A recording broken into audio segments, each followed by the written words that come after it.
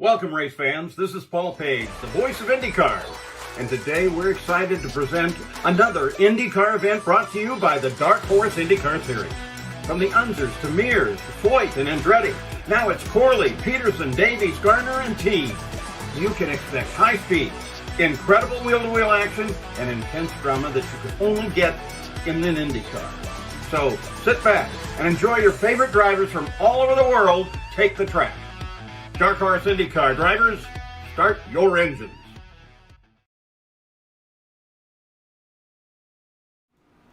And we are live for the Dark Horse IndyCar Series Season 2, Race 9 here at the Twin Ring Motegi. Good evening, everybody. I am Jonathan Oates, and joining me today in the broadcast booth is Thomas Fisher. Thomas, how are you doing tonight?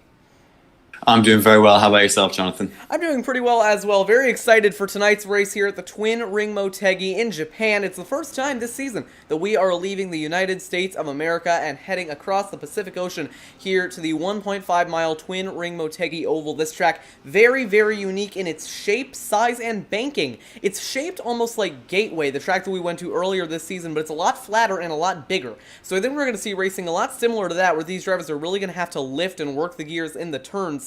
However, we're going to see racing a lot more accustomed, I think similar to what we saw last race at Texas, where everyone's kind of bunched up in a big pack. So expect something similar to that and also Gateway. Thomas, what are you looking for out of this race tonight? Well, hopefully I want to try and see if we can get some multi-groove racing. Obviously, we know the draft here is super important, but also they need to make sure they don't get in each other's dirty air too much, so maybe we'll see a lot of side-by-side action, and that's what I'm hoping for throughout the field. I absolutely agree, and I think that actually the second groove is really going to come into play. I think in the third turn, I'm going to try and go on board here with one of the drivers that is out on the track currently, Brendan Pasalacqua. He is currently headed for turn 3, and you're going to see it's very, very high banked, and I think we're going to see a lot of drivers start out running that lower groove. Then as the run goes on, as that lane heats up, I think that we're going to see drivers moving up the track and trying out that second and third lane. Thomas, we're going to take a look at the point standings now. It's Nick DeGroot at the top of the standings by 79 points over Craig Forsyth. After today, he needs a 112-point lead heading into Donington to lock up this championship 2 races early. I don't think that's going to happen unless Forsyth has a very, very bad race today. However, I have a feeling that that championship is going to be locked up after Donington. But Thomas, I'm very interested to hear your thoughts. What do you think we're going to see in terms of the championship over these next few races? Well, I'm hopeful we're going to see a lot more battles with, as one of the drivers said last week, championship implications. No, we want this race to be spiced up. We want this championship to be spiced up, and we want this race to be the beginning of that. So, Charles Teed is currently at the top of the board, followed by Matt Wagner, and championship leader Nick DeGroot is only in 6th right now. Last week's winner, Covey Moore, his teammate, is in 8th. So, hopefully we're going to see a little bit more of a mix that maybe Charles Teed can close that gap up to Jim Brooks and Craig Forsyth, and even up to Nick DeGroot. And hopefully some of the guys further down the field will be able to catch up and hopefully compete for a top 10 finish. Yeah, I absolutely think that if we saw a little bit of championship drama, it would be in these last few races.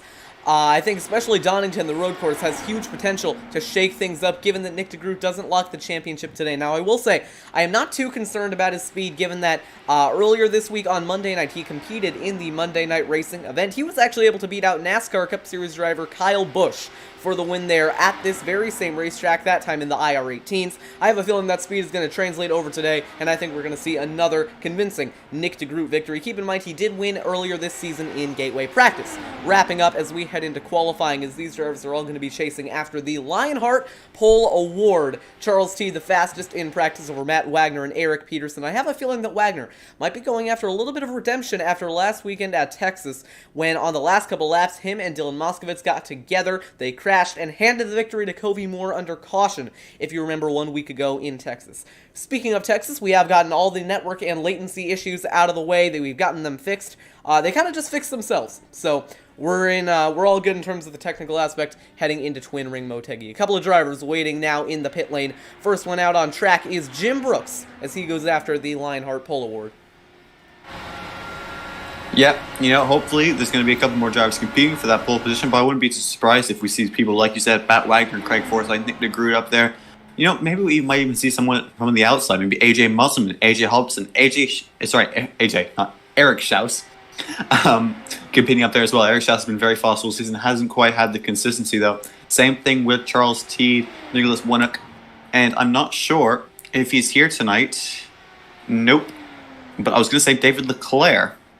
Yeah, Leclerc as not well. here tonight. Jim Brooks, though, wrapping up his first lap nice and down to that white line, headed to, through turns 3 and 4 across the line. Jim Brooks going to set the first lap time of qualifying, but not the fastest. AJ Musselman goes to the top with a 26.621 by about 1/100th of a second over the 76 of Brooks. Second lap now for AJ Musselman as he goes down the back straightaway, but now AJ Hobson to the top of the board. Brandon Pasalacqua slotting into second. Here comes Hobson through 1 and 2 going down the back. This is going to be Hobson's first lap, or second lap, trying to go after the pole, trying to secure that top spot. He's got the lead right now by about 1/10 of a second over Pasalacqua in second. Pasalacqua, I think one of the drivers who might stand a chance of taking away the pole here. Hobson across the line, going to stay in first. Pasalacqua crossing second, not going to take away that pole award. Yep, Joe McAdry lost in our times right now. Todd Schneider just ahead of him, behind Jim Brooks. Benjamin Combs slips in between Musselman and Brooks. And Craig Forsyth just behind Pasalacqua in fourth, on what I believe is his first lap, if I'm not mistaken. And Charles Teed slots it into second, ahead of Pasalacqua now, but just behind AJ Hobson. Watching the 13 of Krista Nelson at the moment. She's coming off a very, very strong run in Texas. So going for a very strong starting spot here in Motegi. We know that track position is going to be pretty important throughout the night. We saw it at Milwaukee where drivers on old tires were actually able to stand a chance. So we're going to see it. We might see it again today in Motegi. Coming across turns 3 and 4 now, Krista Nelson going to come across the line to set her first lap of qualifying. Meanwhile, George Anzaldo goes second with a 26.444. Nelson to 9th. Out on track now is the 99 of Matt Wagner, waiting in the pit lane. So is Josh Garner. He's going out for his laps. Nick DeGroot out on the track as well. Like I said. Yep. Yeah. You go ahead. Who's in 11th? Who's in 11th right now? Todd Schneider slotting into 11th. Yeah, there seems to be a gap. Sorry, in our timing board. We'll see if we can get that fixed very quickly. Well, that's intentional, so we can just show the top 10 and then everyone else. Coming through 3 and 4 now, Nick DeGroot going to cross the line to start his first lap of the day. We'll see what he does here going into turn 1, keeping it off the wall, entering nice and low. Not sure how that line's going to play out for him, but he's able to stick it right along that white line. Looking promising so far. Again, I wouldn't necessarily doubt him, considering he is coming off a win in Monday Night Racing.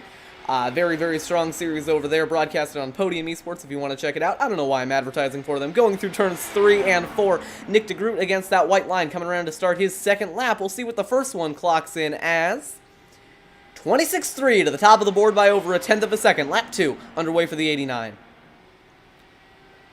Yep, a couple drivers now still to set laps of them. Dylan Moskowitz, Gary Corley, Kobe Moore, Jeff Hai-Sung, Nicholas Winnick, Max Davies, and Matt Wagner.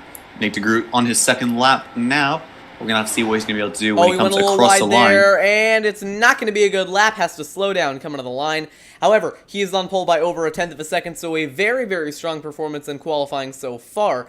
Matt Wagner out on track now. Jeff Hai-Sung coming around to start his first lap of the day, or that might be setting his first lap. No, that's starting it. So this is going to be Hai-Sung's first attempt at taking away that pole from Nick DeGroot, but it's looking very, very solid at the moment. Like I said, I have a very strong feeling that Nick DeGroot is going to come out of this with the Lionheart Pole Award. Headed for turns 3 and 4, Hai-Sung keeping it about half a lane to a lane off the bottom. Good run off 4. The 18 car coming to the line. We'll see what he is able to set. 11th fastest at the moment. We'll see if he can improve this time by Matt Wagner coming around to set his first lap. A 26.298. To the top of the board goes Matt Wagner, Nick DeGroot off provisional pole. Wagner going to take that spot away. A very, very surprising performance. I was not expecting that out of the 99s. He's actually going to pull off, satisfied with his lap.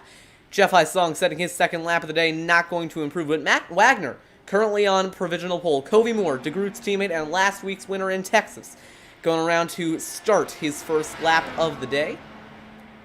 Very impressive lap by Matt Wagner. We'll see if Moore can improve on both those 2 laps and take away the pole. What I'm noticing is that an early entry into turn 1 and using that downforce to stick the car on the bottom line is what is really helping these drivers get really good lap times. So we'll see if Moore is able to learn from that and set a good lap here. Yep, I wouldn't be too surprised though if the two teammates of De Groot and Moore are talking to each other, as once again they are teammates. So hopefully Nick De Groot is going to be edging on Kobe Moore and see what he's going to be able to do. Third place after his first lap, on to his second now, keeping it nice and tight. So that white line doing really well, not touching the apron. Beautiful line through there from Kobe Moore. And down the back straight now, he's going to have a look to see what he's going to be able to do through turns 3 and 4. Goes to the outside, all the way down to the inside now. Using that second lane. Not getting quite as far down as Nick De Groot. That should be all right. And coming across the line now, not improving. Kobe Moore not improving on his lap, staying in that third place. Couple of drivers still out on track. Dylan Moskovitz coming around to set his first lap. We'll see what it is this time by. I'm guessing it's going to be pretty fast. A 26.436 going to be good enough for 5th. Second lap underway now for Moskovitz. Keeping it about a lane off the top, slowly drifting towards that outside wall, headed for turn 3. It's a very wide racetrack this, so you really got to make the most out of that width. Right on that white line, headed through 3 and 4. It might be a good lap here for Moskovitz. Coming across the line, he's going to go from 5th To and 5th. it does not change, yeah, 5th to 5th doesn't change positions in this qualifying session. That'll be 5th place for Dylan Moskovitz, unless Max Davis can do something about it. Coming now to set his first lap. Good line now through turns 1 and 2, keeping it nice right down next to that white line. Out of turn 2 now, he's keeping it nice and low, but now then drifting up to the outside of the racetrack, which is what you want to do, entering turns 3 and 4, entering a bit lower. Oh, that's not going to be good. He's gone very wide, almost into the outside wall. Well held, though, from Max Davies after the first lap. He has gone into 16th place. He's not going to be too happy. That will be Max Davies. And you see, keeping it not quite as close to the white line as he did on his first attempt. Keeping it a little bit tighter, though, on exit, sliding up to the top of the racetrack, right up next to the white wall. And now going to take that second groove. He's just going to back off. Yeah. Yeah, he's backed off his lap. P16. Well. Yeah, P16 for Max Davies. Drivers yet to set a lap are Gary Corley and Nicholas Winnock. See if any of those guys are coming out of pit lane and onto their laps.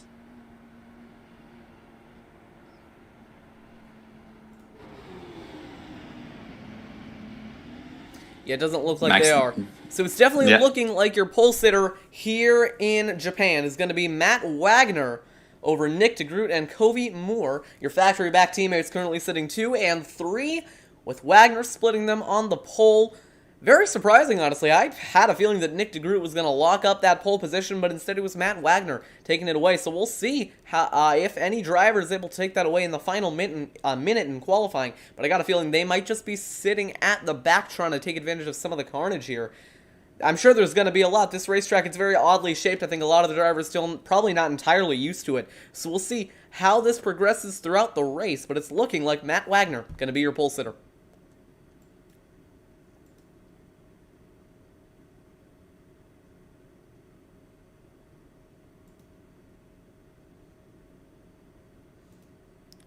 Update on the YouTube stream. Connor Kozlov says, wow, no chats yet. He is correct. He has been the first chat. So congratulations. 30 seconds remaining in qualifying, and I think Matt Wagner is going to be a lock for this pole position. A lap here, around 38 seconds. So at this point, I don't think there are any drivers left to set a lap. Matt Wagner going to be on pole here in Motegi.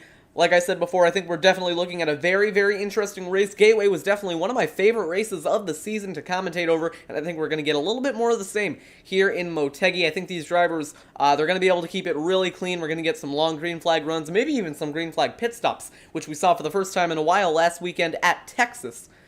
We know how well Gateway went. We'll see if it goes similarly today. Qualifying, wrapping up, these drivers getting ready to grid up, but first we are going to cut to commercial, and we will be right back.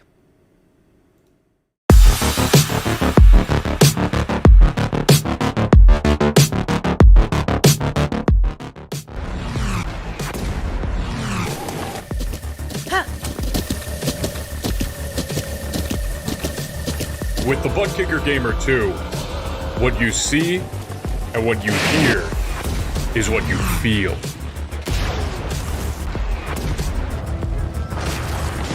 Butt Kicker. The future is feeling.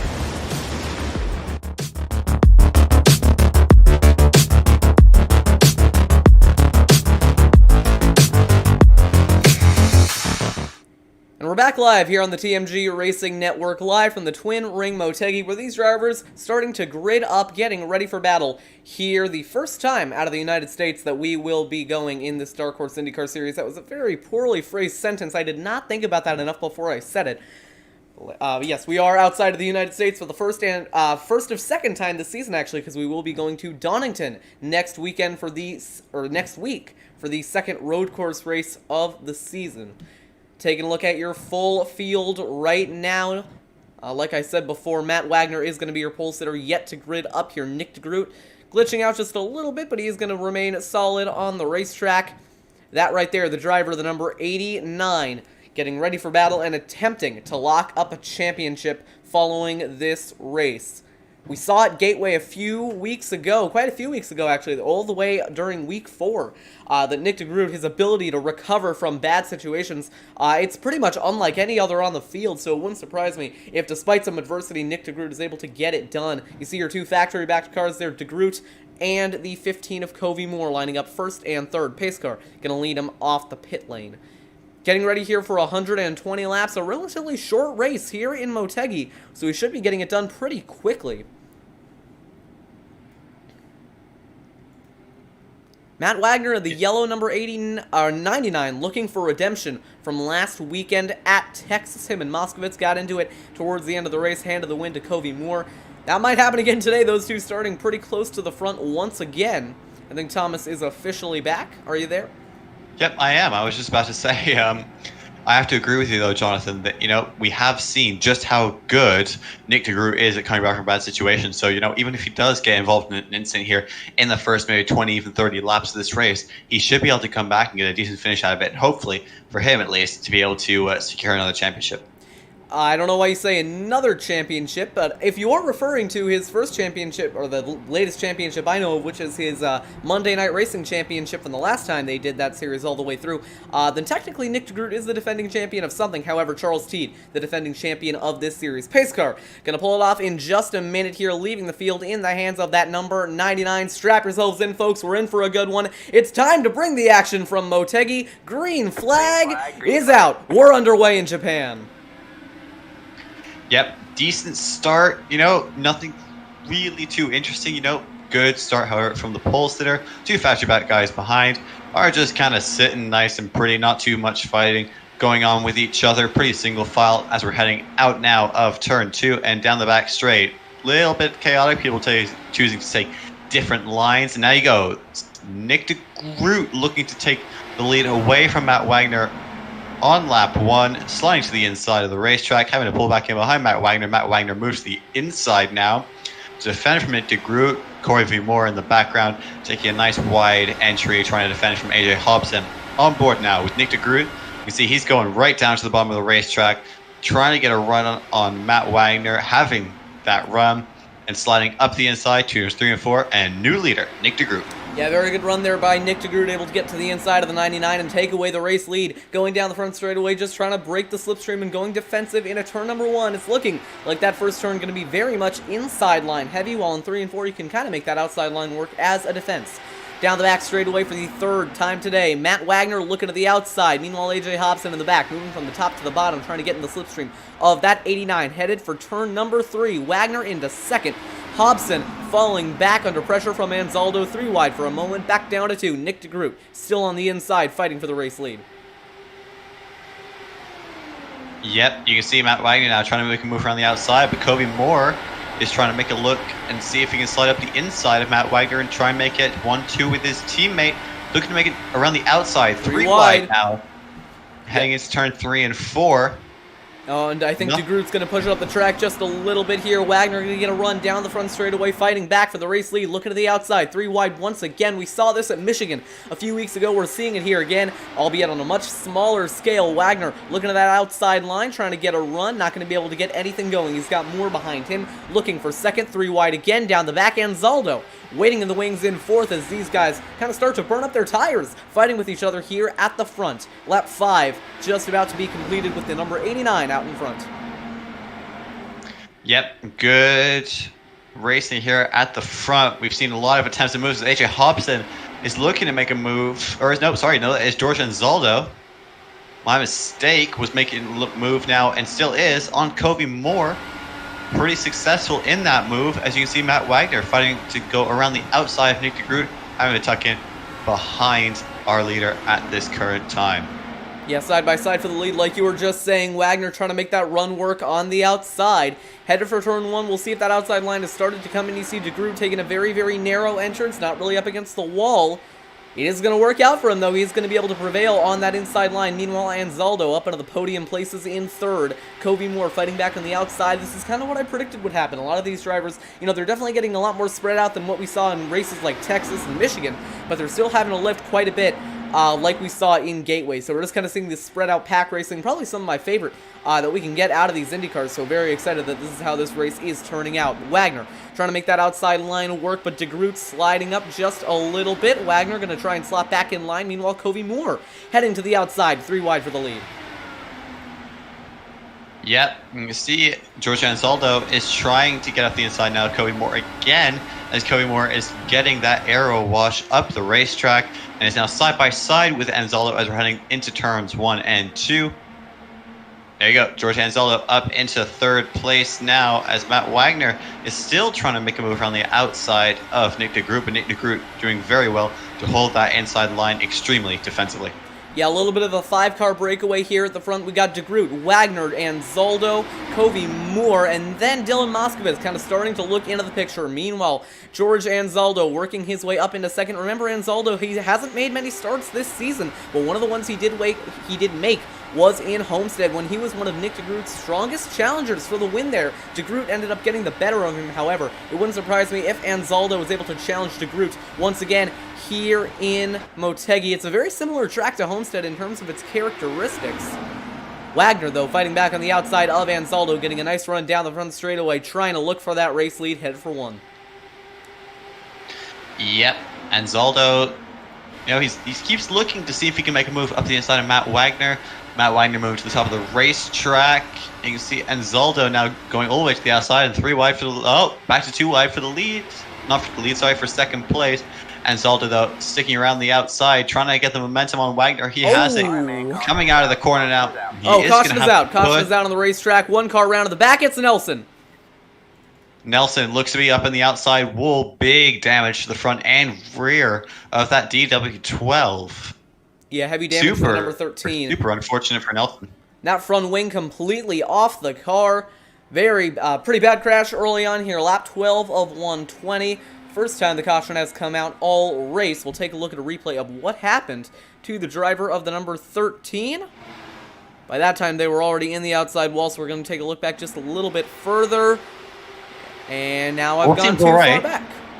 I was about to say everything seems all right here. Heading down the back straight now. Through turns 3 and 4 is really the accident. And just someone tried to absolutely send it. Hit Nelson and straight to the scene of the accident for Nelson. As Nick de Groot seems to be pitting. So as de Groot comes into the pits, we're going to have one more look at this. And that to me looks like some pretty bad net code. If we take a look at the chase camera here. Everyone there pitting. Was absolutely everyone pitting. Oh no. So there was iRacing registered that as contact, but there was still quite a bit of space between them, so some pretty obvious netcode going on here as Nelson gets sent up into that outside wall, hard onto the wall and destroying the front end of that car as well as the rear wing. So definitely nothing really those drivers could have done about it. I think that was Jim Brooks that got into her. But yeah, that was definitely not really anyone's fault. That was just iRacing making a little bit of a mess up there. Everyone coming into the pit lane. Matt Wagner. Yeah, absolutely everyone. No one stayed out. And Nick de Groot wins the race off pit lane just barely from Matt Wagner. George Anzaldo comes out 3rd, Kobe Moore 4th, Dylan Moskovich 5th, AJ Hobson 6th, jumping Charles Teed, who's now in 7th. Brandon Pasolak keeps his 8th, Eric Pearson as well. Max Davies jumps up into 10th, going ahead of... who was in 10th? Benjamin Combs, who loses a place as well to Craig Forsyth. Jim Brooks keeping his 13th, AJ Muslin 14th, Gardner 15th. Gary Corley making up a bunch of positions up now from 19th up to 16th. Jeff Hysong losing a position, though did Todd Schneider. Chris Nelson, the biggest loser of that all, and Eric Schaus rounding off the field right now. Joe McAtree just came out of the pit lane, and Nicholas Warnock right at the back of this pack. Yeah, definitely not a great pit stop by Benjamin Combs. Craig Forsyth going to be the beneficiary out of that. Craig Forsyth not having a very good race early on. Really not having a very good last half of the season. He started out very strong, was contending for a couple of wins, most of which Kentucky definitely had a shot there. But as of late, he hasn't really been there in a position of fight for these wins, and that's definitely hurt his chances at the championship. Mathematically, though, he is still in the fight, but it's looking more and more unlikely by the second. Nick DeGroot going to line up as your race leader. Lights are out on the pace car, so we will be going back green this time by. One thing that Sorry, you go. Go ahead. No, you go. All right. Off to you, sir. Well, I was actually going to say that in that first run, one of the things that I noticed is that this track racing a lot like a combination between almost Gateway and Texas, where you had a lot of high draft, but you also had these guys lifting through the turns. So I was going to say, Thomas, what do you make out of that first run? Honestly, it just goes to show that the outside, it has the run on exit, but you have to have the run of the century to be able to do anything with it. So when you go on the entry into those turns, the outside lane loses absolutely everything. So, the inside is going to be super important to protect unless you can get, unless you know that the guy can get around you on the outside because he's on much fresher tires, at which point you should probably, I would say, through turns 1 and 2, still hold the inside. Through turns 3 and 4, maybe go lane 2, lane 3 even. Yeah, that multi-groove hasn't quite developed yet here at Motegi. We're definitely seeing that inside line being very favorable in turns 1 and 2, 3 and 4, though. Driver's kind of able to move around just a little bit. Pace car is off. Nick DeGroot gonna stack him up and light him up. We're back green in Motegi. No, he's... What? Okay. Well, everyone kind of stacking up at the restart. DeGroot just decided not to go. Yeah, we had a little Constantina effect going on there. Quite dangerous in these cars. All it takes is one guy to go up someone else's backside, and we have a whole chain reaction of guys getting damaged, front and rear wings. And there you go, Matt Wagner trying to make a move around the outside. As I was saying, he has almost cleared his 3 wide for the lead. Oh, Nick Wagner. George Anzaldo, and Wagner. Wagner, though, has some momentum on the outside. That's what I was talking about. And now George Anzaldo has sent it to the inside of the racetrack and is now... and Matt Wagner's in the lead. Nick DeGroot having to hold that second groove, just make it so he has absolutely minimal aero push, and he's going to have the momentum coming down the back straight. Oh, look at Anzaldo, 3 wide going for 3, trying to make it work on the inside. Anzaldo to the front, Wagner up the track. Oh, and they're spinning behind. Charles Teed sliding, he saves it. They're still wrecking. They all keep it off the racetrack. Dylan Moskowitz spinning down into the pit lane. No caution. We stay green. Anzaldo to the race lead over DeGroot and Covey Moore. Yeah, Matt Wagner, the biggest loser in all of that, falling down to 4th now, where he's looking to make a move on Covey Moore, who was slow out of turn 2. Matt Wagner chose to go to the outside of the racetrack. Not entirely sure why he did that. But you know what? We got to live with our choices, and there's some smoke still coming out of turn 4. That's just from the pit lane. We're all good in that regard. George Anzaldo has taken the lead for the first time, I believe, since Homestead. His first start of the season, he's going to lead, and I believe this is his 3rd start now. But DeGroot fighting back on the inside.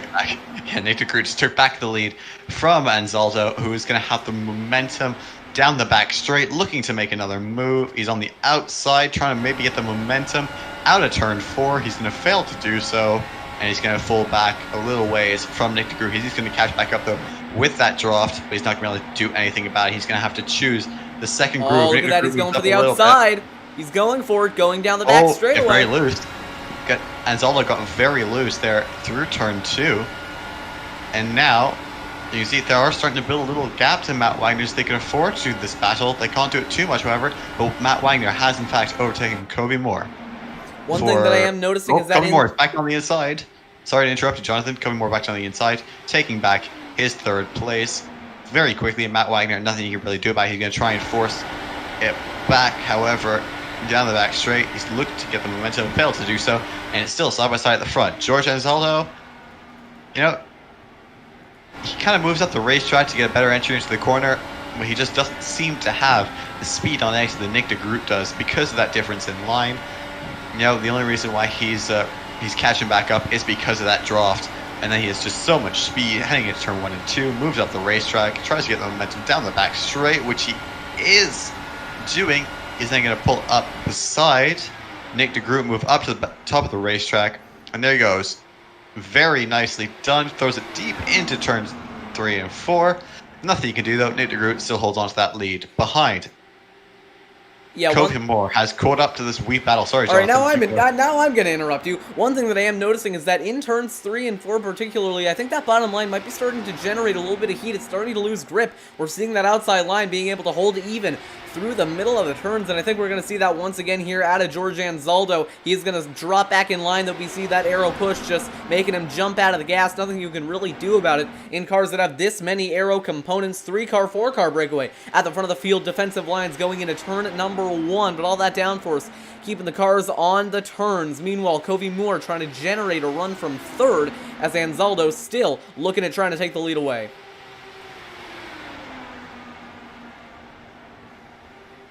Headed for turn 3 now, Anzaldo trying to get out of that groove, trying to get out of the dark rubbered-in part of the racetrack, but it's going to push him up just a little bit. Kofi Moore had to get out of the way as Anzaldo came down the track to block. Moore moving to the outside. They're still looking side by side for the lead. That outside line continuing to develop, but still not as strong as that inside one. Yep, Kofi Moore tried to make it 3 wide though, heading down the front straight. He tries to do it again, heading into turn 3. Nothing he can really do. He's going to have a look and see if he can get the momentum on Anzaldo. Nothing he can do on this occasion. Not going to quite be close enough, I don't think. Heading into turns 1 and 2. He has to really be alongside to do anything about it. Battle behind though, Benjamin Combs and Brendan Passalacqua. Brendan Passalacqua making the move nicely on Benjamin Combs through turns 1 and 2. Behind, no real other battles except for this big battle. That is 9th place between Max Davies, Eric Schaus, Josh Gardner, and Gary Corley as Eric Schaus.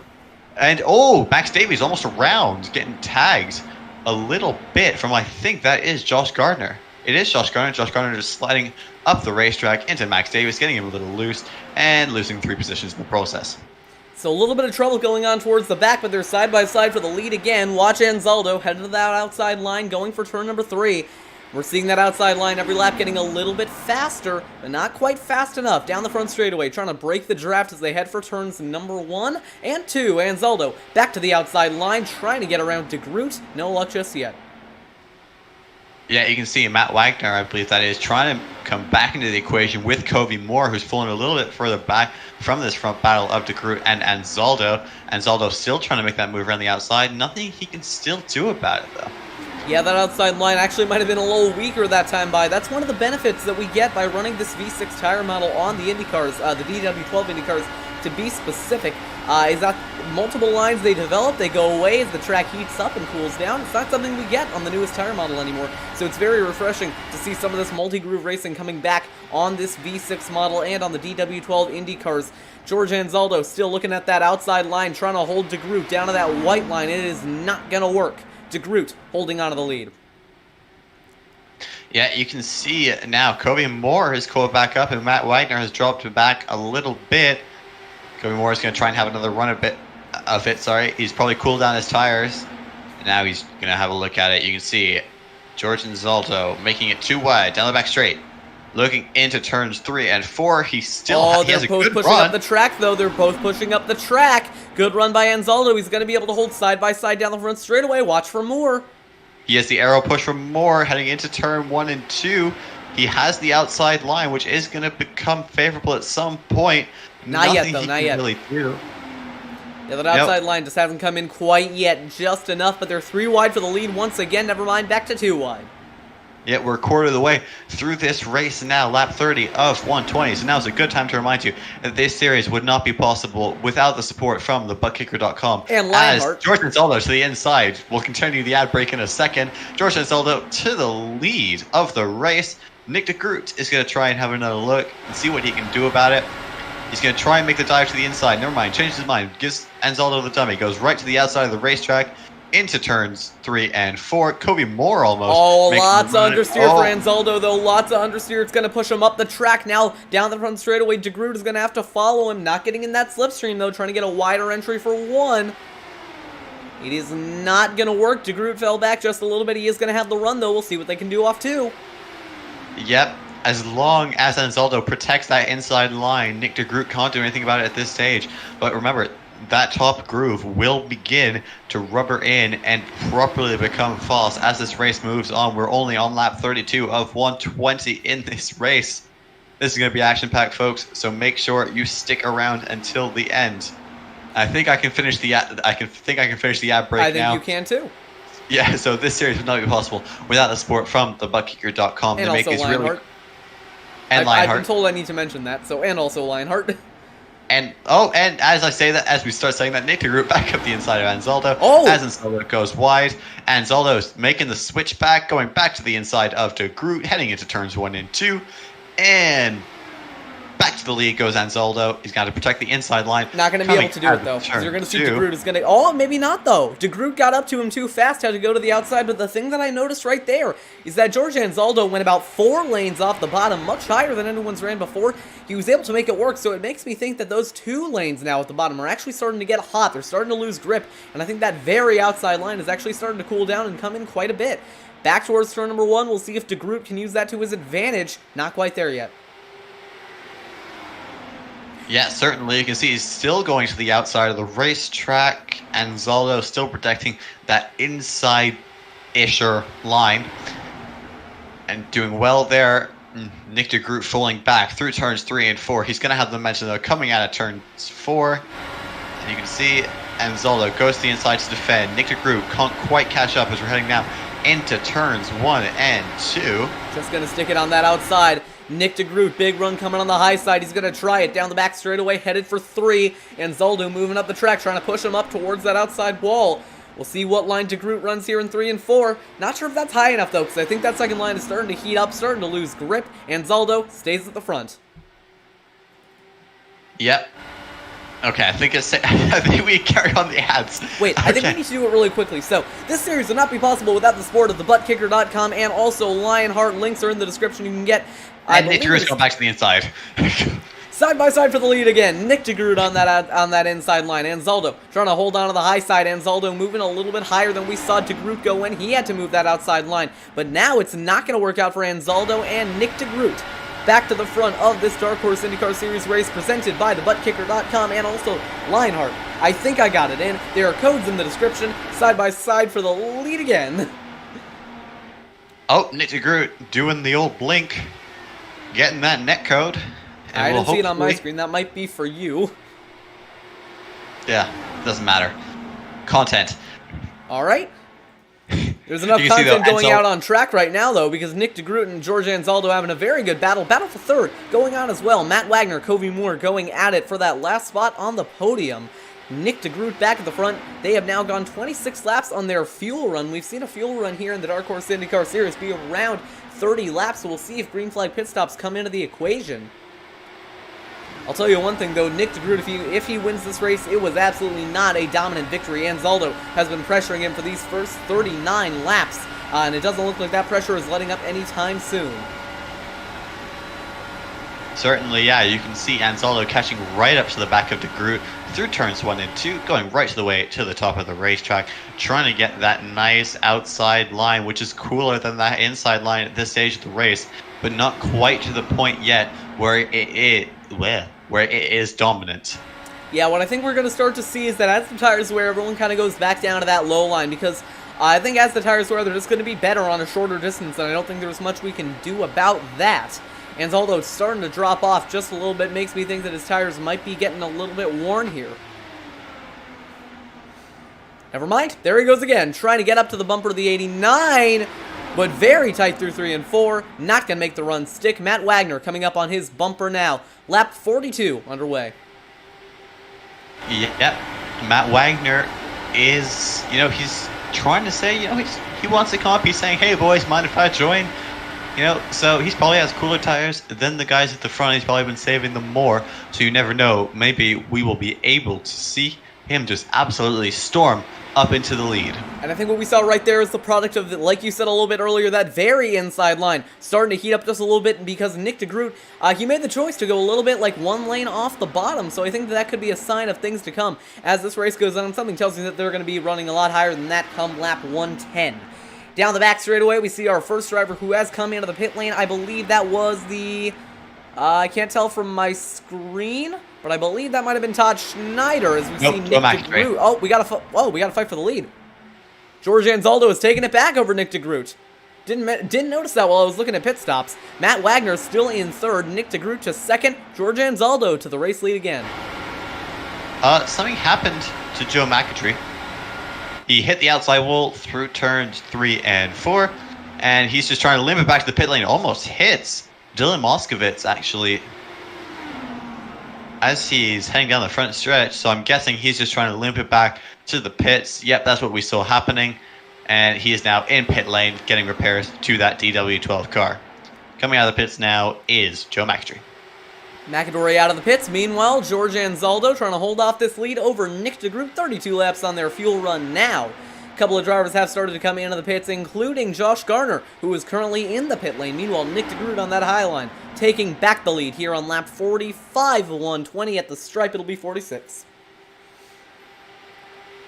Right away, you see him crossing down to the inside, trying to defend that preferred groove, specifically through turns 1 and 2. Second driver into the pits, it's Benjamin Combs.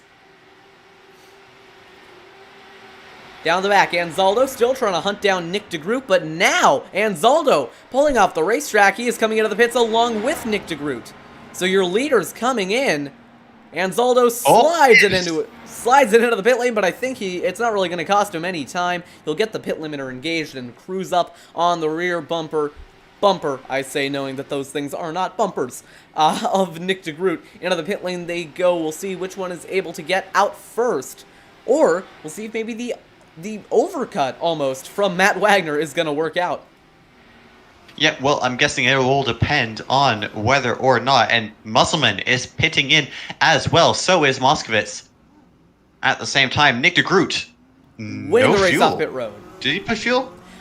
He probably did, and he is going to win the race off pit road. That gap that is extended over the 6th, technically, although I believe the number on his car is 81.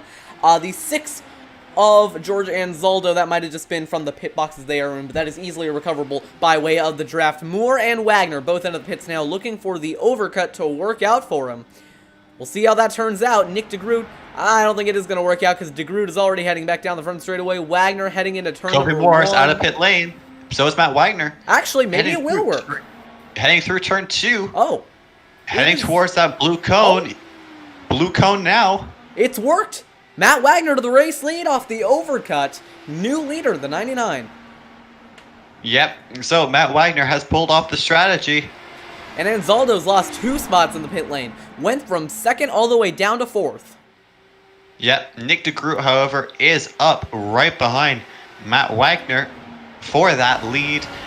But remember, Nick DeGroot has warmed up his tire properly, and he has 1 lap to wear them in nicely. Get to the point where there's grip. He also has the momentum coming down into turns 3 and 4. Nothing to do on this occasion. Yeah, but the one thing to consider for later on in the race is that now Wagner has 1 lap fresher tires, and it may not seem like much, but I think it's going to make quite a bit of a difference here. Matt Wagner taking that inside line. He looks like he is actually on pace with Nick DeGroot. A lot of that close-up might just be from the draft. It's very hard to gauge when the draft is as high as it is. Nick DeGroot going to the outside line, headed for turn 3. Maybe trying to use that second line. He's back down to the first line, so not going to try an alternative line to get a run on the leader. We are now working lap 51 of 120, slowly working our way towards halfway. Yep, Nick DeGroot all over the back of Wagner now. This might be the new Anzaldo who he's battling with. You never know. Nick DeGroot to the outside of the racetrack. Matt Wagner doing well to hold it on the inside. Looking now, heading into turns 3 and 4, holding the inside line nicely. Moving up the racetrack a little bit. Nick DeGroot's going to have and Nick DeGroot has momentum. He's going down the inside, heading into turns 1 and 2 on lap 52 of his 120 lap race. Matt Wagner, though, holding strong on the outside line. I think Nick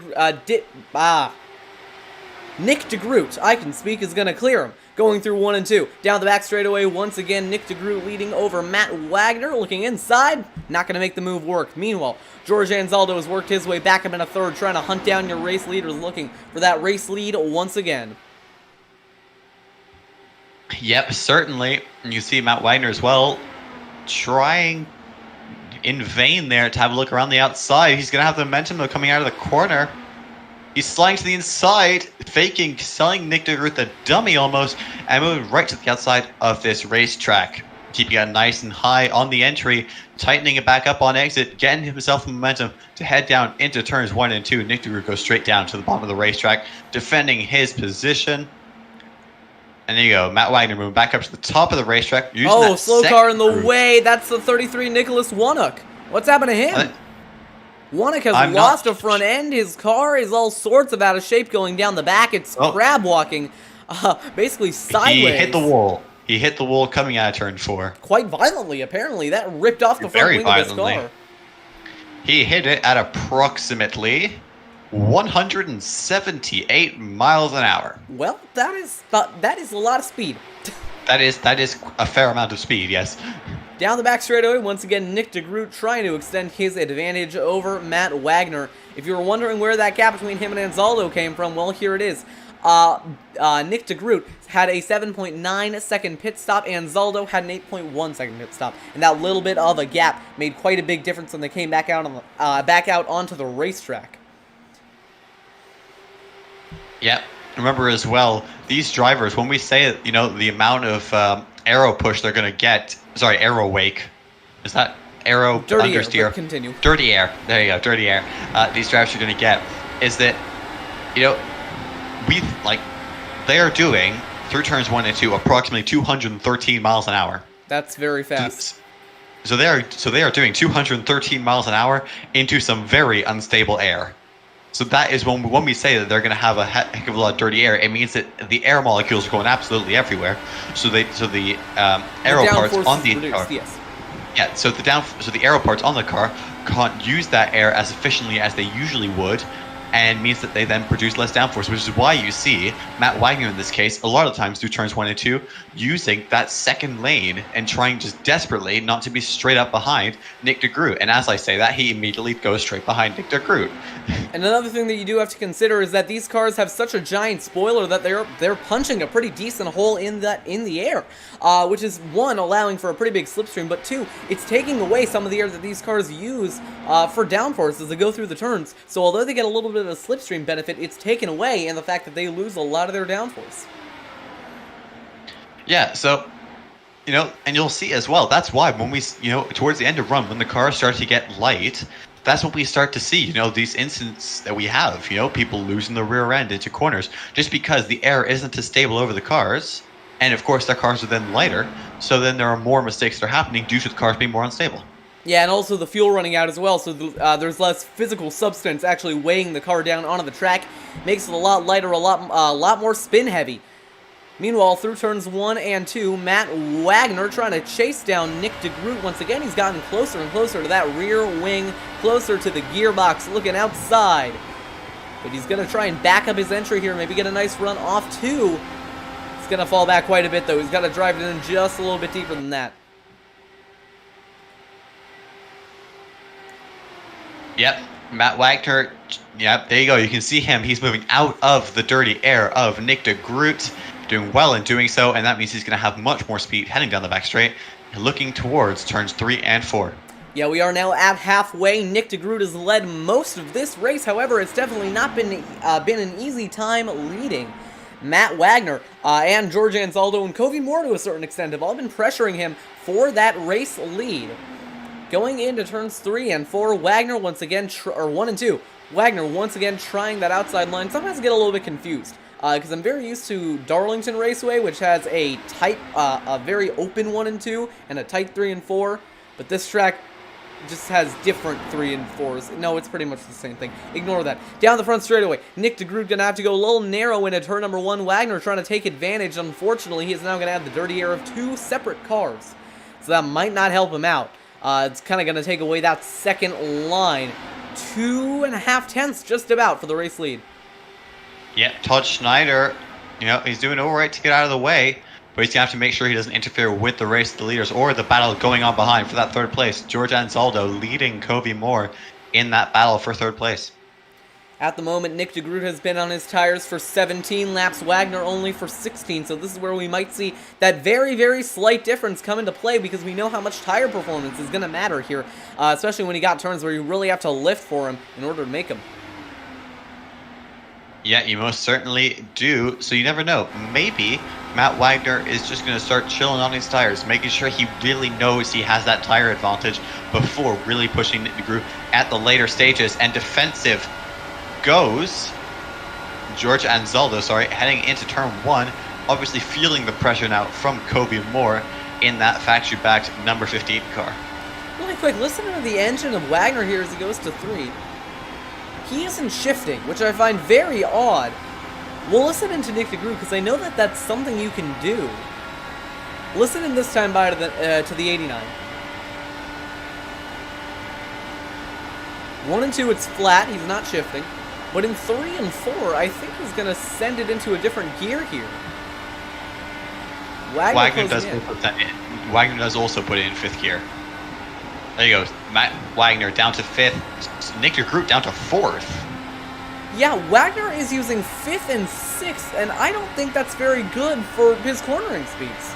Because you're noticing that Nick DeGroot is getting a lot higher revs through the turns. I got a feeling that Matt Wagner, he might want to try out that 4th gear. I mean, to get it on the straightaways, you need to be in a higher gear to actually get in the slipstream, but I'm a little bit surprised that Wagner isn't playing around with that 4th gear.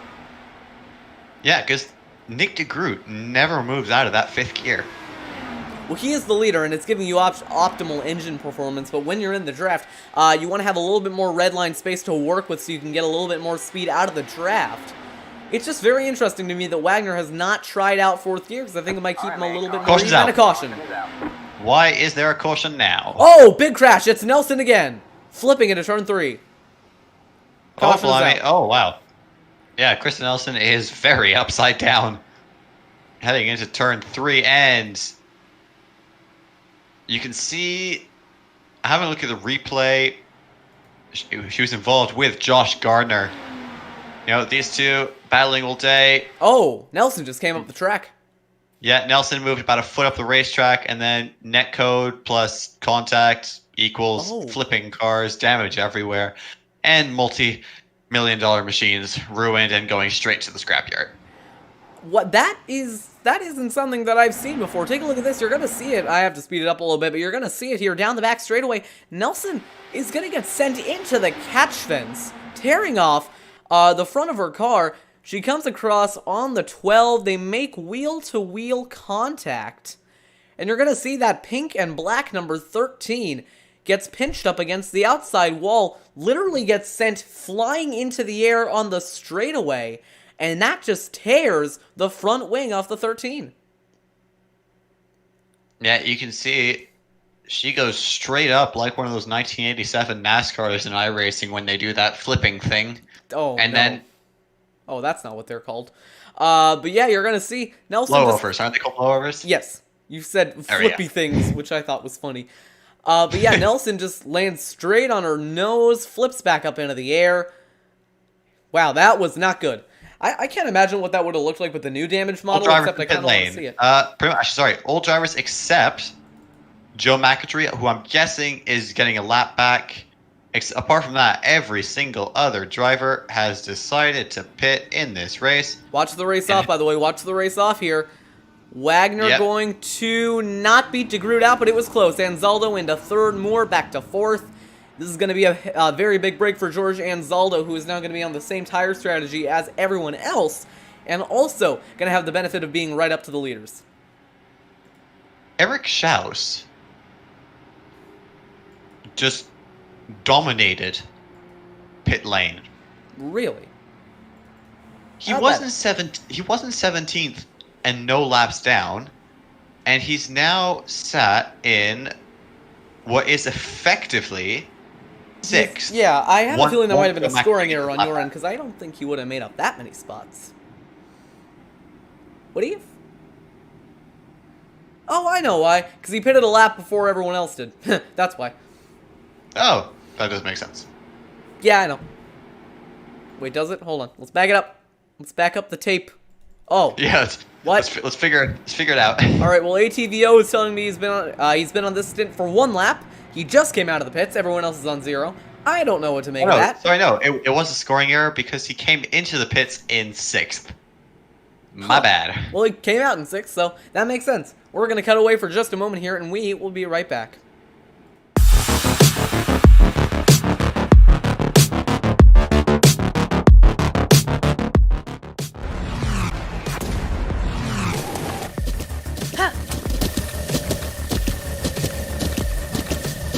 With the Butt Kicker Gamer 2, what you see and what you hear is what you feel.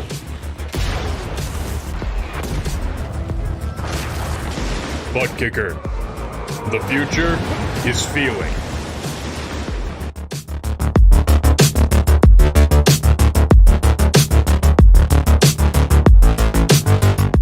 And we're back live here on TMG. Thomas will be rejoining us in just a moment. He's gone off to get a drink, as did I, under commercial, sorry.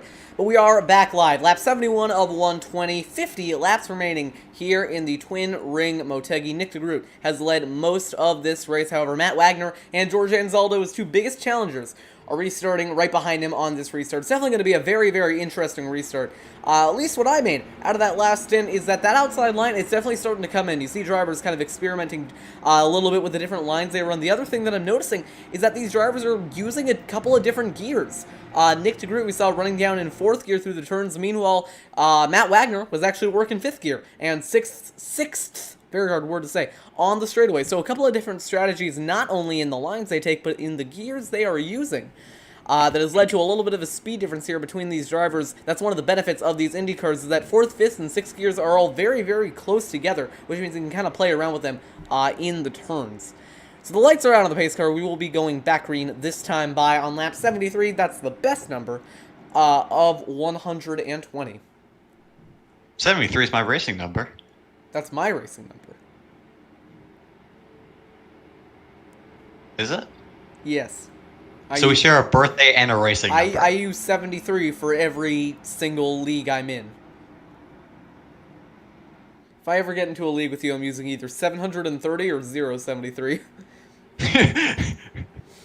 Alright, we'll be restarting this time by Matt Wagner, going to be in 2nd. Nick DeGroot, your race leader, under 50 to go on this restart. I have a feeling that unless we get a ton of cautions, these last couple of laps are going to wind down very, very quickly.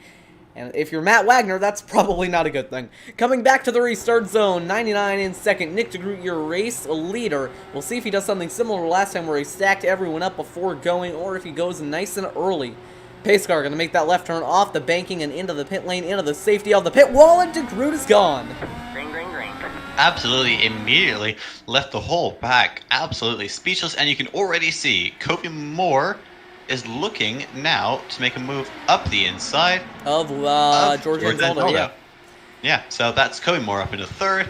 George Anzaldo looking to lose another place as well to Brandon Pasalacqua, I don't think who he's we looking haven't to really do that. seen much of today. I have a feeling you would quite like to not do that. Eric Schaus taking him 3 wide on the outside line. Really committing to that, going through the turns, but slipping up out of the groove. Not getting it into the wall, but he got very close indeed. Big scramble of cars back in the pack. Yeah, he moved past Brandon Pasalacqua, who's going to have...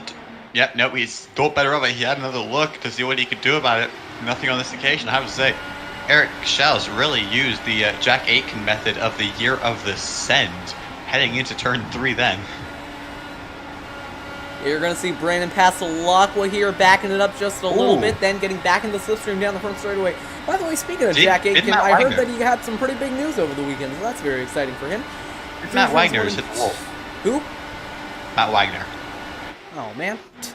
I don't think he did, but it was very close if he didn't. Oh, well, alright, anyways, the battle for the lead is starting to heat up. Matt Wagner has gotten onto the bumper of the 89, but this battle back in the pack still raging on. Covey Moore has fallen back just a little bit. Benjamin Combs coming with a big run down the front straightaway.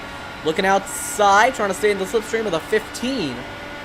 But as I was saying, Jack Aitken, pretty big news over the weekend that he'll be starting with Williams in Bahrain, so very exciting for him. Very exciting battle for the lead as well, as Matt Wagner looking to stay in the slipstream of the 89, coming lap 77 of 120.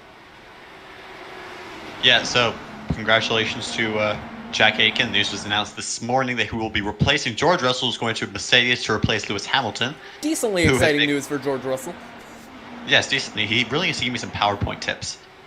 Side by side for 2nd, and Zaldo holding that inside line. Eric Schaus back to the outside. Sorry, this is 3rd, not 2nd. Battle for the final spot on the podium is Covey Moore falling back just a little bit, and Zaldo, though, looking to clear. Schaus for 3rd. He is going to make that move work. Battle for the lead starting to fizzle out a little bit. Matt Wagner falling off the back of Nick DeGroot. Battle for 3rd, just as strong as ever. We got a 3-car fight for that spot. Covey Moore looking to fight his way up the inside of Eric Schaus. 3 wide down the back. Schaus nearly squeezing Moore into the outside wall. That could have been very messy indeed. Oh, contact with the wall further back. That was Dylan Moskovitz. I think it was Dylan Moskovitz, yeah. He looked to have just made contact with the outside wall. It seems to have just been a little bit of a rub. He should be all right. Yeah, Moskovitz not having a particularly great day here in Motegi. He's coming off a very, very strong run in Texas. Unfortunately, the luck has not been repeated today. Nick DeGroot leading the way over Matt Wagner, still on lap 79 of 120, working 80 at the stripe. Yep, your biggest improver so far tonight has been Eric Schell, starting 19th on the grid. Up in 4th at this present time, battling with George Anzaldo for that 3rd place, doing well to hold it around the outside. Going to have the momentum coming out of turn 2, looking down towards turn 3 now. Side by side, almost fully, almost even with George Anzaldo. Going to have to make it so that he can get to the inside of this racetrack, however, if he wants to do anything about it. Yeah, that seems to kind of be the Eric Schell strategy, especially as of late, just kind of starting in the back, working his way up towards the front. By the end of the race, he's fighting for a podium. 40 to go here at Motegi. Eric Schell still trying to find his way around George Anzaldo. Given we go green until the end, there will be one more round of green flag pit stops coming up in just over 20 Eric Schell's laps. inside. Eric Schell's inside of George Anzaldo and up into that 3rd place. Good move from the driver of the number 72 car. Yeah, I have a feeling if Eric Schell is able to qualify more, he might actually be able to fight for these wins quite a lot more often. We actually saw it back at Watkins Glen. He was actually able to fight for the win until a little bit of a run-in with Alexander Van de Sant. He might actually be able to fight for the win again come next weekend in Donington. Next week, not weekend. Yep, and there will be another track guide coming for that race in Donington. We tend to do them for the road courses because there's something a little bit car going right off Ford, Anzaldo into the wall. You see everyone absolutely scrambling to try and avoid an incident that was bound to come. But fortunately for George Anzaldo, didn't. And just a quick reminder, your retirees from this race are Kristen Nelson and Nicholas Wonick, retiring 14 and 29 laps to go, respectively. Gary Corley sat 18 laps down, still in pit lane. I'm pretty sure his night has pretty much had it. Brennan Pasalacqua getting out of the bumper of Covey Moore. Looking to the outside now, headed for turns 1 and 2. Battle for the lead. Not really there. 2.5 tenths between your top two as Pasalacqua tries to make a charge for 4th. Yep, he is. Covey Moore on the outside. Yep, just cuts right down in front of Pasalacqua. Nothing Pasalacqua can do on this occasion. Covey Moore turning his focus now towards side by side for 2nd. No, we're not. We are not side by side for 2nd. I thought we were. We're not side by side anywhere. Best battle on the track right now for 4th. That was for 7th, I think. 7th and 8th, AJ Hobson and 6th. Benjamin Combs and AJ Hobson. Benjamin Combs back to the inside of AJ Hobson, taking back his 6th place, which he lost just 2 corners ago. Side by side again ahead between Brendan Pasalacqua and Covey Moore for that 4th place. Eric Schell's just kind of sitting there on his own with Matt Wagner up ahead of him, trying desperately to cling on to the back of Nick DeGroot. 3.5 tenths in between them at the end of lap 85. Now on lap 86, 35 laps to go. Tell us really quickly, just make sure that you're not behind, because I think you might be a little bit behind on the live broadcast. Brendan Pasalacqua, oh my goodness, big moving down the front straightaway. Pasalacqua coming from the wall to the inside wall, and Covey Moore sliding all over the track, trying to break the draft.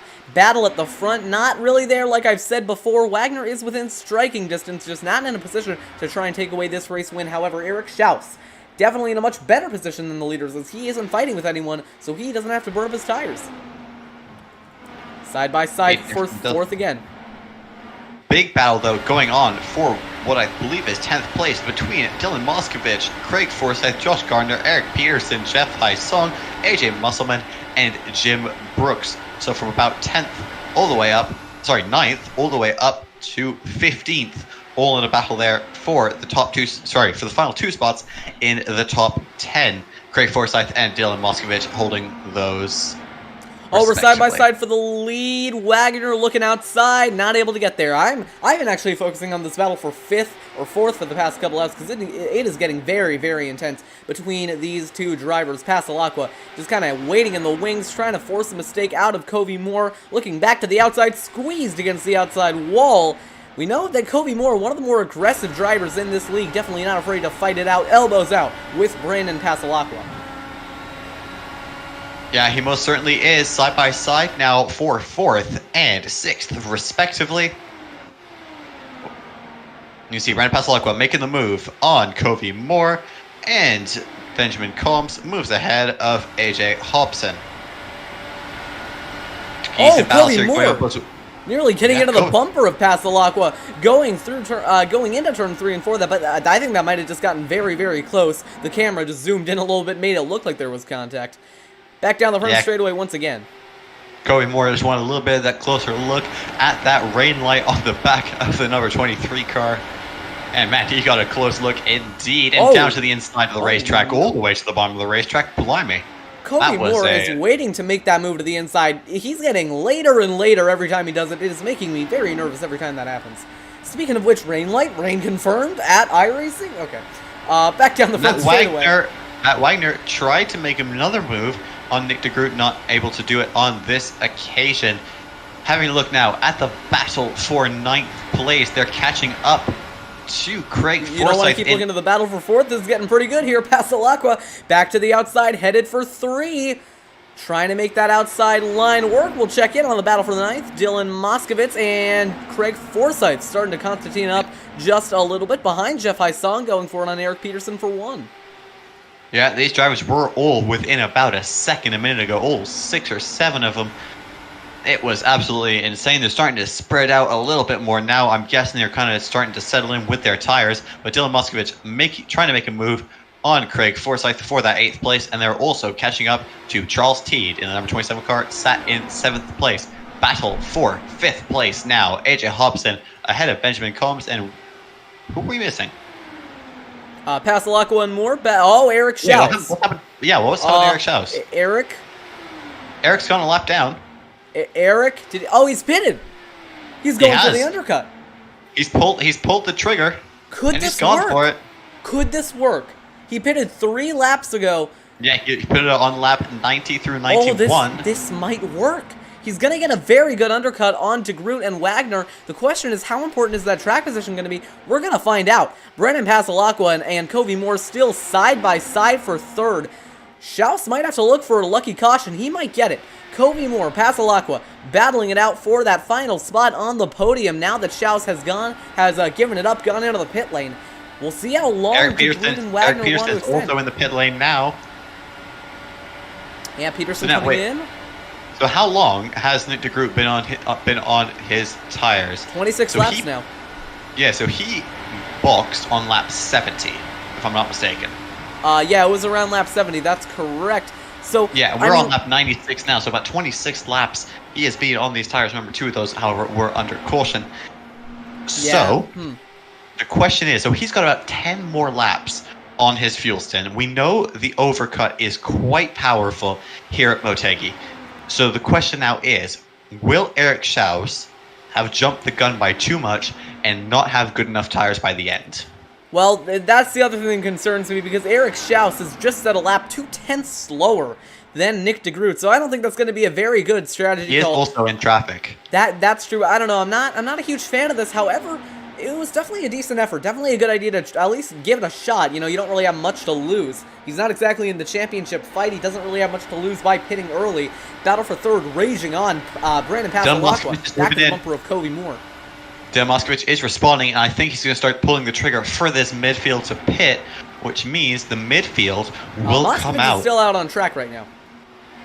He just sent a message saying he's pitting. Oh, now he's coming in. There he goes. There you go. Benjamin Combs responded right away. He's coming in as well. Yep, so if these midfield drivers start pulling the gun with each other... Brooks in as well. Brooks is in as well. Yeah, so the question is, where are they going to come out in comparison to Nick DeGroot and Matt Wagner? And DeGroot's coming in. He has pulled the trigger for the leaders. Nick DeGroot into the pit lane. Matt Wagner staying out, going for the overcut. Nick DeGroot is in. No mistakes getting into the pit lane. He's been able to make it in just fine. I don't think he was speeding or anything like that. We'll see if he is having to hold in his box. He came just crossed the line on lap 99. So, yeah, we'll see if this works. Schaus. Yep. So Eric Schaus coming out of turn 2 now. DeGroot into his box. There you go. Eric Schaus into turn 3 and 4. De Groot is down and away. Schaus rocketing through 3 and 4. I don't think it's going to work. nowhere near. He's crossed the line now. Oh, he's going to have to go for it. Nick de Groot is closing on that blue line. And it has not worked. Eric Schaus undercut failed. He is going to close the gap to Nick de Groot. Yeah, not going to work out. He has pulled up quite a significant amount, however. Oh, Matt Wagner staying out. Staying out again. So Matt Wagner is gonna be absolutely trying to send this overcut because right now he has clear air all the way up to Jeff Hai-Song, who's just going to turn 3 now. He couldn't be trying to make it to the end, could he? No, nowhere near. Yeah, he is. No, he's not. No, he's not. Okay. I think he's gonna try and go all the way to the end of his fuel stint. Well, I mean, it's worth it, you know? He might also be trying to get a lucky caution. It's something that can happen at a track like this. I mean, I'm not going to discredit it. It's definitely a valiant strategy to try, and I really do appreciate these drivers trying to go out there and make things a little bit interesting. Nick de Groot right now mired back in 9th in traffic. He's actually getting beaten by right now by Craig Forsyth, who is 33 laps on his tires. So this right here should give you an idea of what a difference on tires makes. Not much. The track's pretty smooth. Well, that's going to make a pretty big difference, so that's because Forsyth has come into the pits, locked it up, but I don't believe there will be a penalty there. Matt Wagner still out on track. We'll see if he comes in this time by. Very interesting here, these guys, to try and extend the fuel stint beyond what it might be capable of, but I want to say Wagner's coming in this time by. No. Nope. He is coming in. Oh no, that was. That is a penalty. 100% a penalty. Hold on. Oh, Matt, what are you doing, man? He's probably gonna have to serve it. His speed at the line was 63 miles an hour. Pit speed limit here is 50.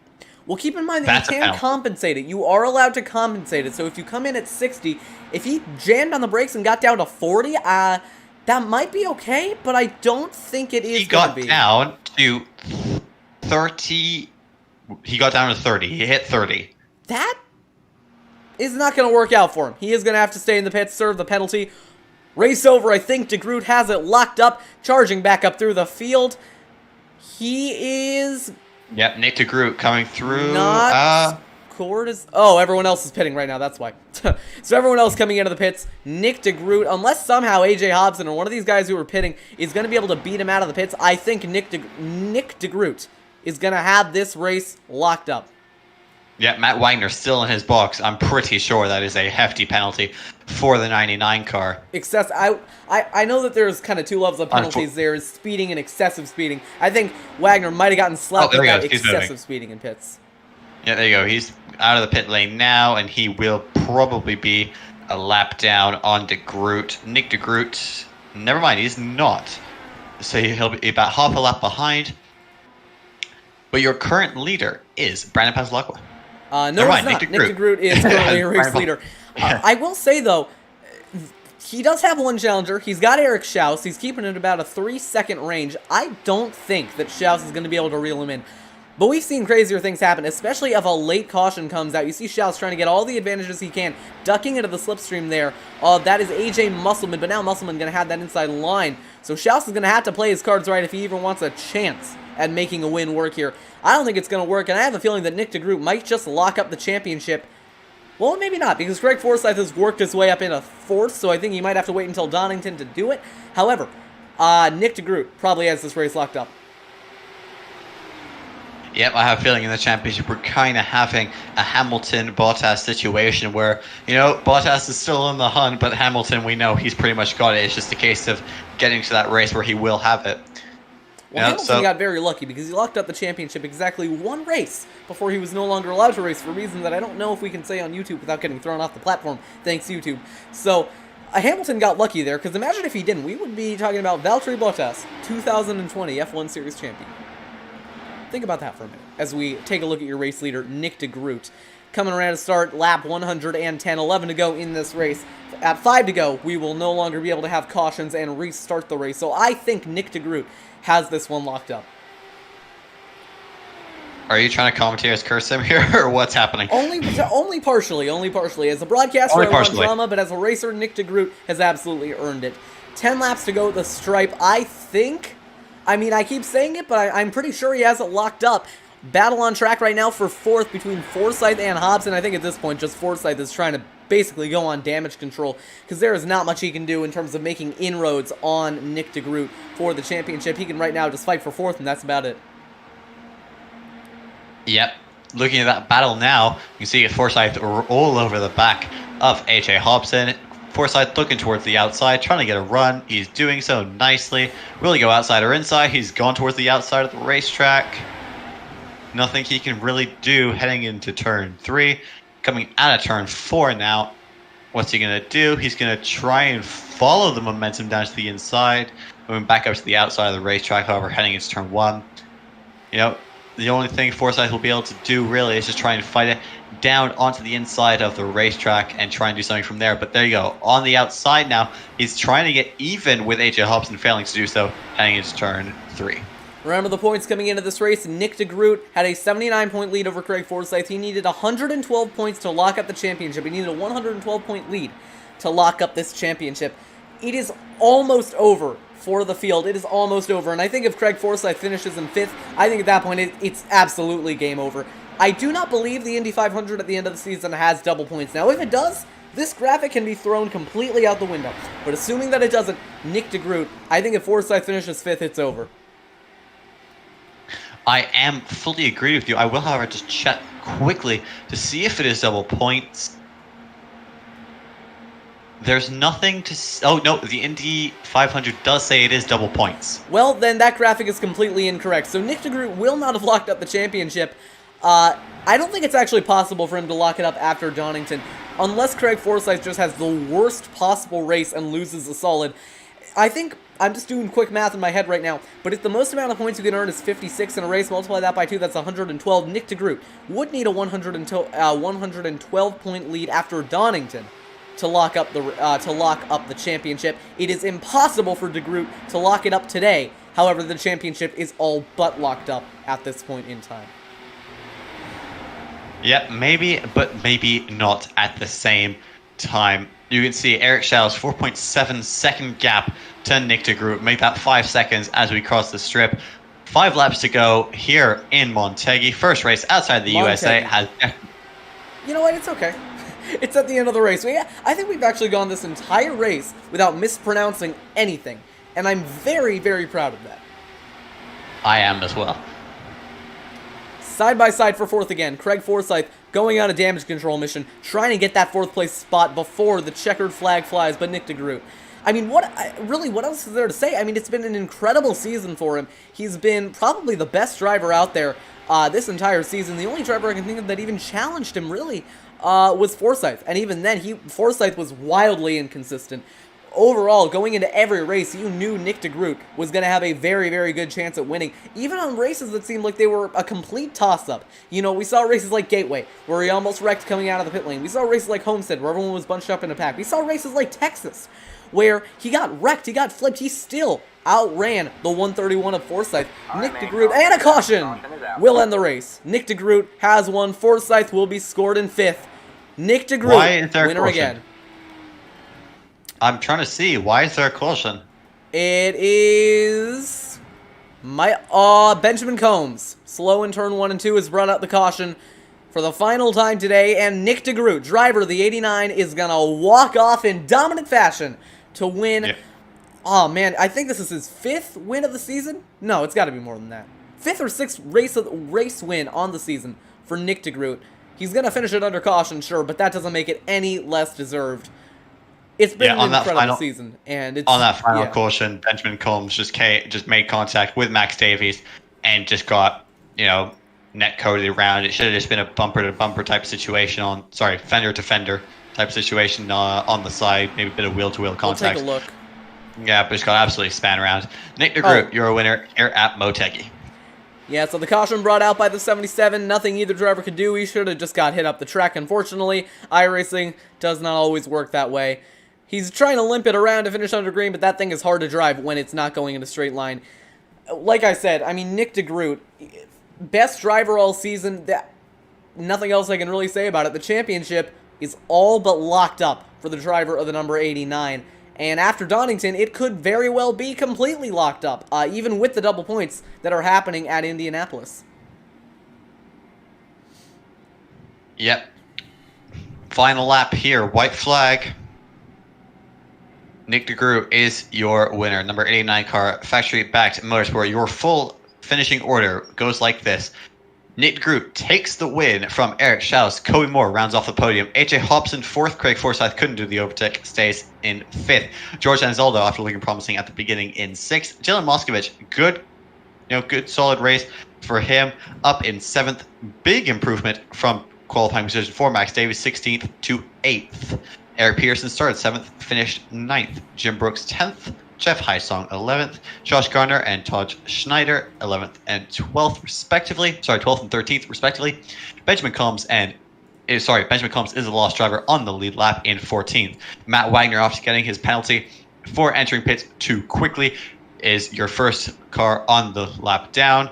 Brendan Pasalacqua just behind him, 2 laps down now. You have Charles Heed and Joe McAtee, as well as AJ Musselman. And your retirees from this race, Kristen Nelson, Gary Corley, and Nicholas Wonick. So I'll make the Benjamin ticker. Collins has retired. I was just going to say, I'll make the ticker a little bit bigger there on the left-hand side of your screen. You can see the full race results, the intervals as they cross the line, and also positions gained and position lost. Biggest gainer of the race, Eric Schaus, going from 19th on the grid all the way up to 2nd as Nick DeGroot takes the checkered flag for his 5th or 6th win of the season. I've lost count a couple races ago. But Eric Schaus gained 17 places en route to a 2nd place finish, and unfortunately, it is going to be heartbreak for Matt Wagner, who loses 13 spots en route to finishing 14th after starting from the pole. It's another victory for Nick DeGroot, this time outside of the United States.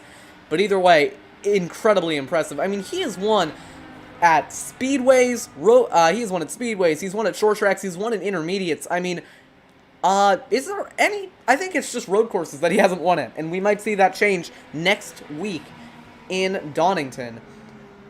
There you can see the factory-back teammates who finished 1st and 3rd on the podiums, going bumper to bumper down the back straightaway. Another incredible race here in the Dark Horse IndyCar Series. Pretty much every time we hit the track in this series, we know that they are going to put on a great show. We saw it again today. Lots of long green flag runs and a lot of great battles. Wagner is... oh, no. Oh, no. He's upside down. But Nick DeGroot, winner, is going to burn it down here at the Twin Ring Motegi. Well, Thomas, in terms of the championship, we already know the champion. It's basically all but locked up. He would literally have to wreck out lap 1 at Indy or just not start, and Craig Forsyth would have to win. It is essentially all but done. Thomas, what do you make out of the race, and what do you make out of the championship? Super good race. I mean, Nick DeGroot definitely had to earn this one. Was challenged pretty much the whole way through up until Matt Wagner got his penalty for speeding in pit lane. Super good race, good track. First time going out of the U.S. Definitely didn't disappoint. Was worth flying those couple thousand miles over the ocean and not getting any sleep on the plane. All to commentate on this race because it was absolutely massive, good fun, Jonathan.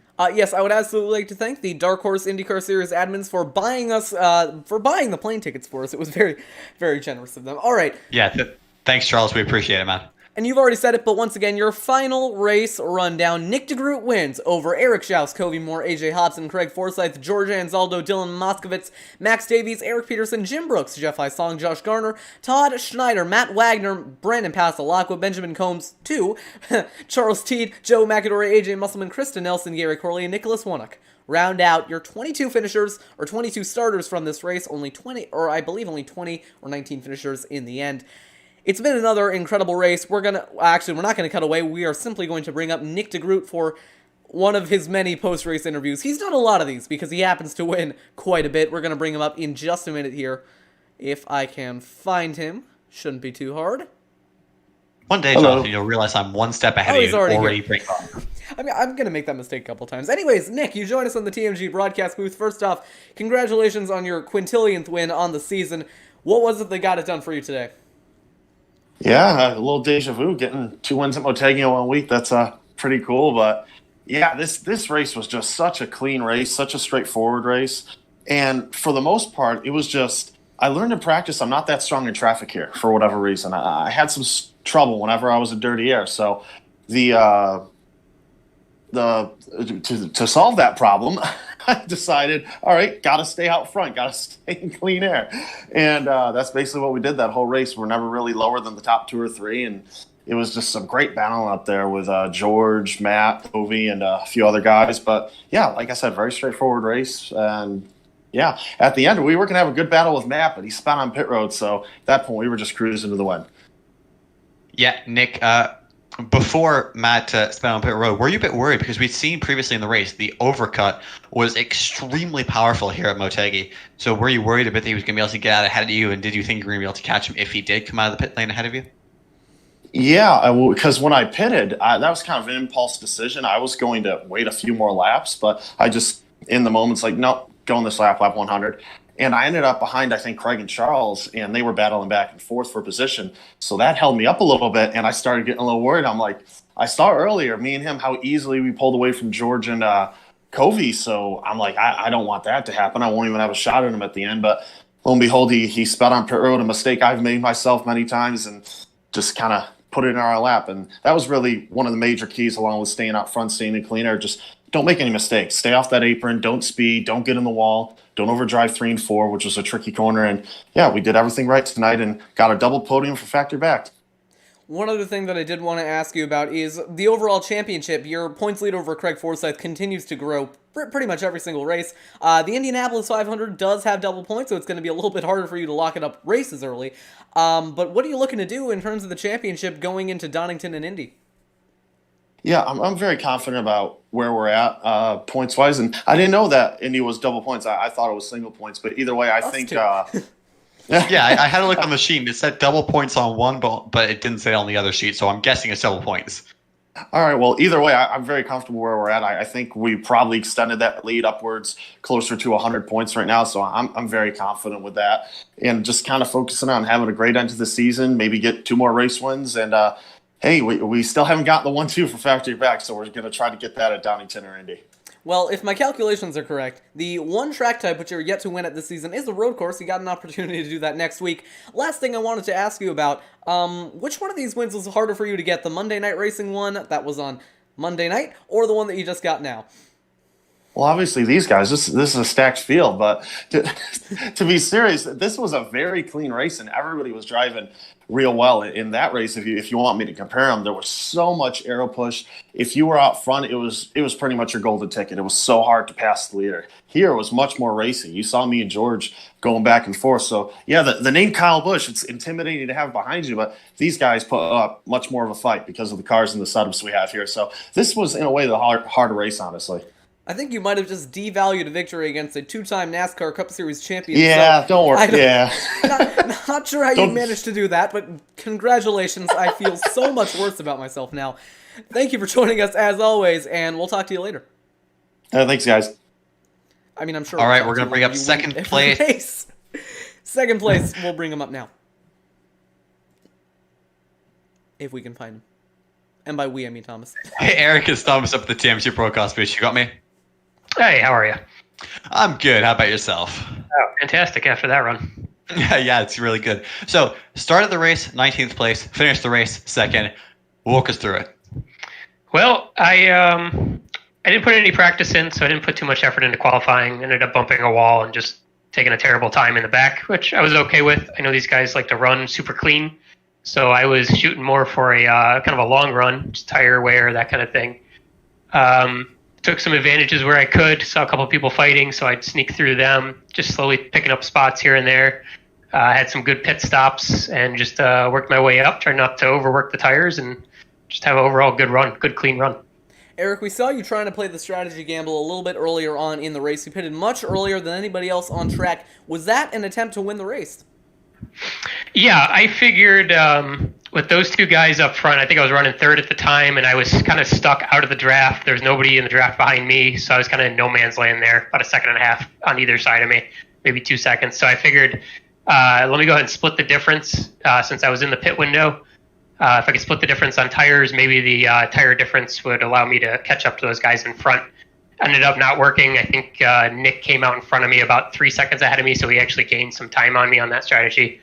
Ended up not working out, but with Matt's mistake in the pit lane, I was able to hold on to that second.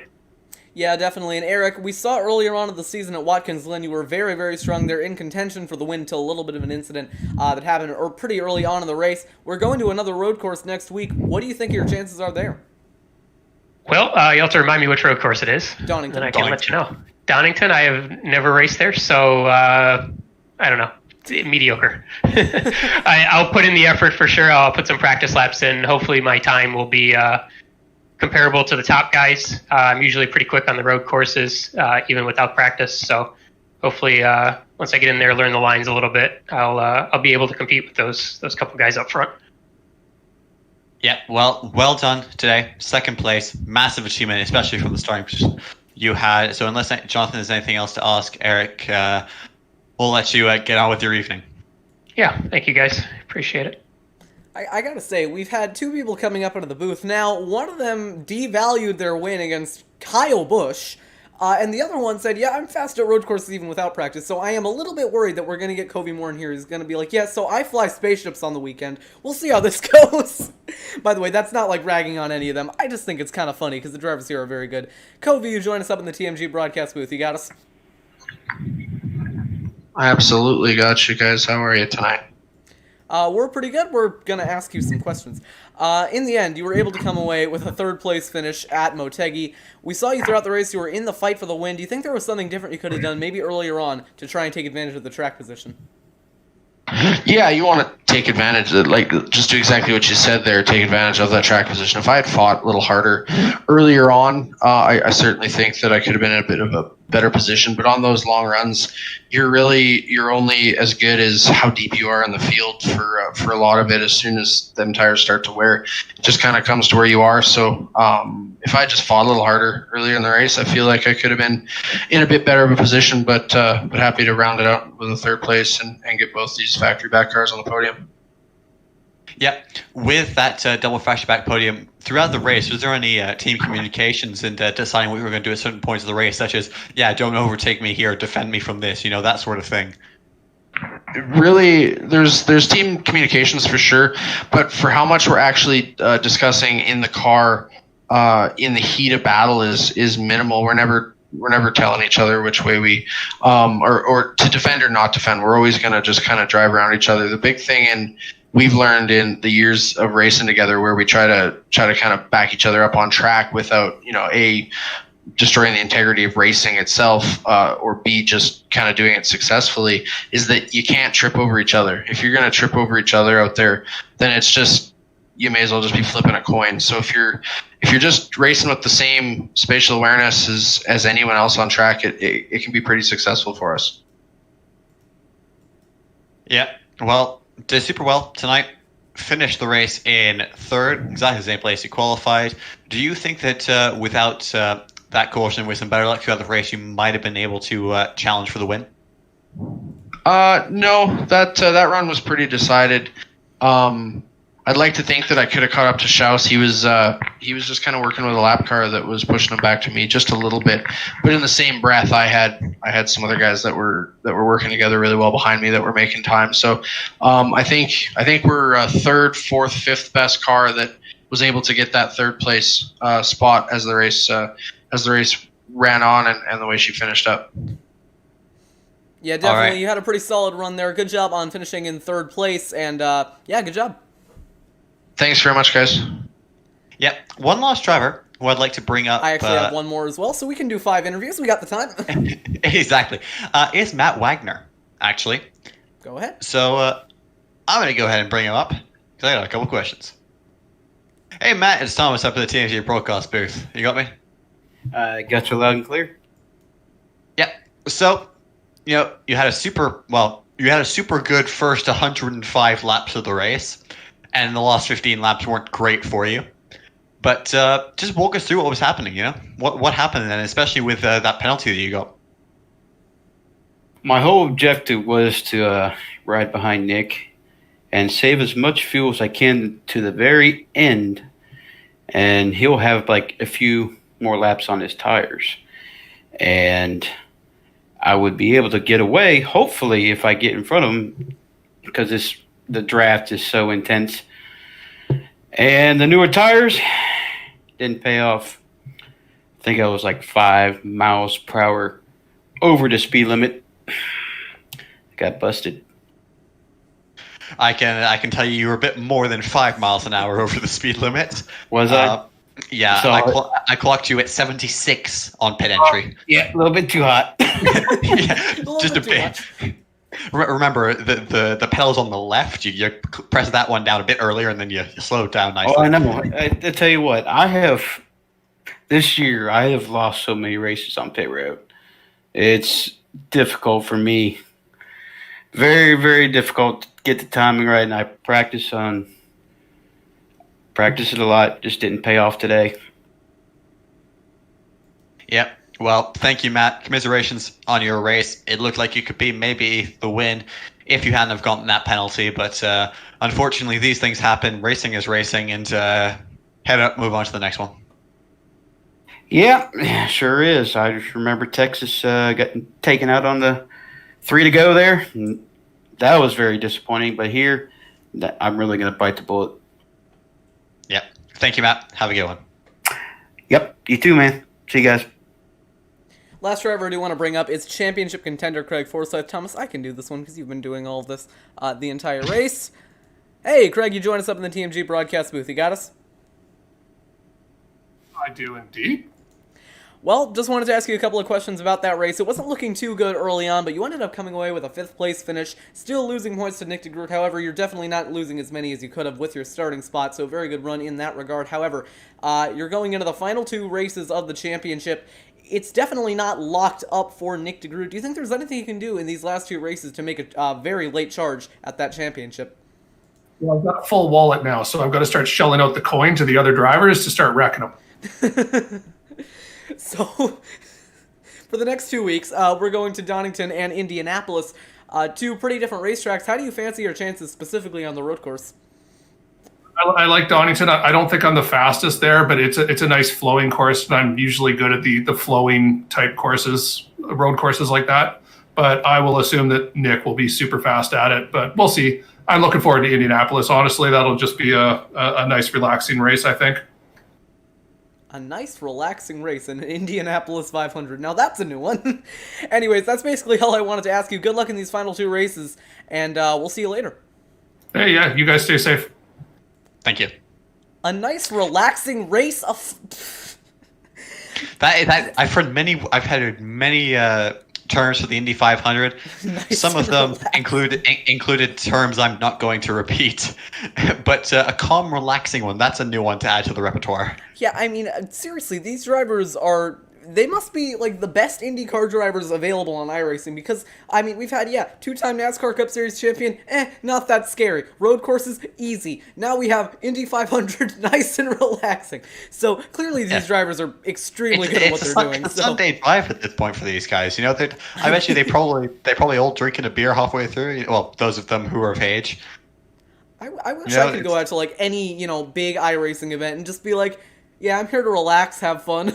That's what I'm going to do next season, Daytona 500. I'm just going to be like, yeah, what's up?